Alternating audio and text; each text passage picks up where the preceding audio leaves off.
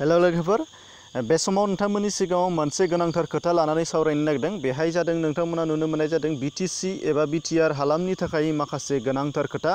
दा बेवहाय नोंथांमोननि सिगाङाव मा सावरायनो नागिरदों जोबजासिम नायलांबा हमनो हानाय जागोन आरो नोंथांमोनहाबो बिनि सायाव अपिनियन होनो हानाय जागोन आरो बेवहाय बुंनो नागिरनाया बेनो जोंनि बर' हालाम एबा बिटिसि ओनसोलावहाय गासै मोनथाम रोखोमनि बिसायख'थि जायो। नोंथांमोना नुनो मोनो एमसिएलए अर्थात बिटिसि इलेक्शन, एमएलए अर्थात आसाम एसेम्ब्लिनि आरो मोनसेया जाबाय एमपि।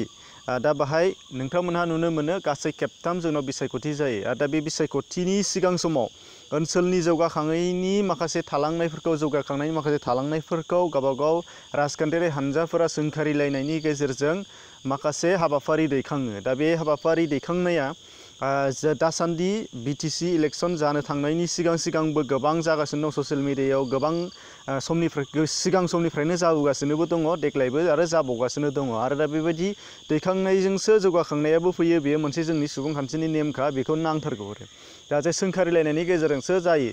मानो होनबा उननियाव सासे मानसिनि उनाव थानाय मैलाखौ उननि मानसियासो नुगोन, गाव नुनाय नङा। गुबुनासो नुगोन, खिन्थाब्लासो बे बोखारना लानो हानाय जागोन। थिग बेबायदिनो सोंखारिलायनाया थाखायो जायहा जेखि जाया मानो। दा बेयाव जोंनि बिटिसि ओनसोलावबो बेयो जागासिनो दङ। दा बेयावनो नाथाय मा बुंनो नागिरदों नोंथांमोना नुनो मोननाय जादों। दा बेयावनो नाथाय सोंखारिलायनायनि बे बेलायाव माखासे बिथिंखौल' नोजोर होनाय नुनो मोननाय जादों, नाथाय माखासेया थालांदेरदों। दा बेबायदि सोंखारिलायनायनि बेलायाव आङो माखासे आयदाफारिबो थिसनफानानै हरनो नागिरदों। दा बाहाय नोंथांमोनहा नायनानै लाब्लानो जाबाय। दा बेवहाय माखासेयाव जोङो दासान्दि जौगाखांनायनि खोथा रायलायनायाव खालि कनस्ट्राक्सननि बिथिङावल' जोङो नोजोर होनाय बांसिन नुगासिनो दङ सोंखारिलायनायखौ।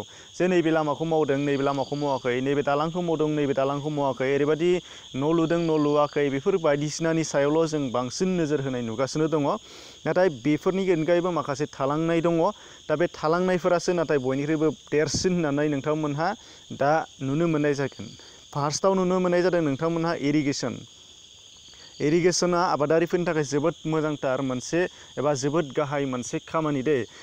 जा हादोरनि रांखान्थिखौ हमथानानै लाखियो सोर? आबादारियानो। आबादारिनि थाखायसो मोनसे हादरा थांनानै थायो। नोंथांमोना साननानै नाय, जायफोर इक'नमिक्स लायो बिथांमोना मिथिखायो आबादारिनि थाखायसो, गासैबो आबादनि थाखायसो जायो। दा आबादाव गोबां जौगाखांनाय फैयोब्लासो हादोराबो जौगाखांनाय फैयो। दा बाहाय नोंथांमोनहा नुनो मोनगोन, नाथाय जोंनि ओनसोलावहाय इरिगेसननि डेभेलपमेन्टआ जोबोद खम जानानै दङ। दा बाहाय बेनि थाखायनो नोंथांमोननि बेलायाव जायफोर राजखान्थियारि हानजाफोरनि सोद्रोमाफोर एबा रायजो राजाफोर बिथांमोनहा दा जानाखि जौगाखांनायनि सोमोन्दै सावरायगासिनो दङ, दा बे बेलायाव इरिगेसन बिफानखौबो लानो नांगोन।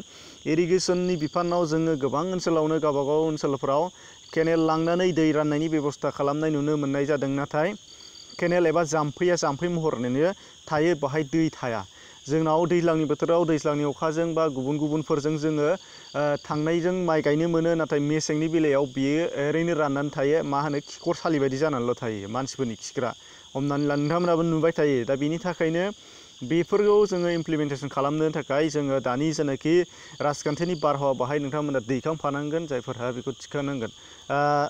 मा होनो, जायफोरा बिनि सोमोन्दै बिबान लादों। दा बिनि थाखायनो इरिगेसन डिपार्टमेन्टनिफ्राय हथात इरिगेसन बिथिंनिखौ जोङो जाफुंसार होनो थाखाय जोङो सरकारखौ नारसिननो नांगोन। दा बिनि थाखायनो जोङो इरिगेसन बिफानखौ लाफानांगोन, जाहाथे जों मेसें दैज्लां गासैबो बिथिङावनो दै मोननो हानाय जायो। आबादारिफ्रा गाहामै गाहाम जौगाखांनाय लाबोनो हानाय जायो। दा बे नैथियाव नोंथांमोननि थाखाय दिन्थिनो लानाया जाहैबाय बे पाब्लिक हेल्थ एबा वाटार साप्लाइ। नोंथांमोनहा नुनो मोनो, दा बेयावहाय नुनो मोनदों मोनफ्रोमबो ओनसोलावनो गोदोनि समावनो पाब्लिक हेल्थनि दंमोन, दै राननानै होग्रा। नोंथांमोनाबो नुबाय थादों।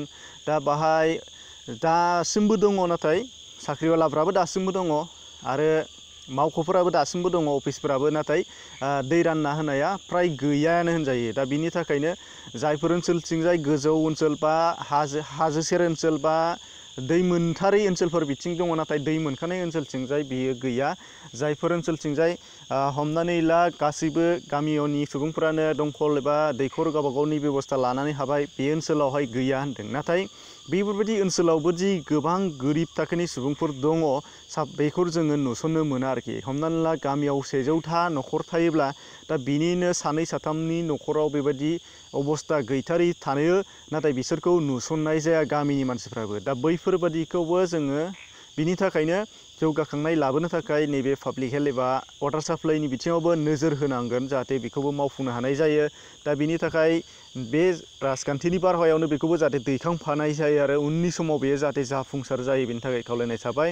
दा बेनि उनावहाय नोंथांमोननि सिगाङाव मोनसे गोनांथार बाथ्राया जाहैबाय बेनो भेटेरिनारि। बाहाय नुनो मोननाय जादों भेटेरिनारियाव गोबांथार जोंनाव गोग्लैसोनाय। दा बेवहाय नोंथांमोनहा नुनो मोनो जोंनि जानाखि गामियाव थानाय सुबुंफोर, दा बे गामियाव थानाय सुबुंफोरा जिब जुनार बायदिसिना फिसिनानै जों जायो। दा बे जिब जुनार फिसिनानै जानायाव जोंनाव बेराम आजार जायो। जिब जुनारफोरा बुंनानैसो लायो जोंनि बर'फोरा बिराद दाउ अमा फिसिनानै जायो, नाथाय दाउ अमा फिसिनानै जानायाव जोङो दाउ अमायाव बेराम जायोब्ला जों फाहामनो हानायनि सुबिदा मोननाय जाया।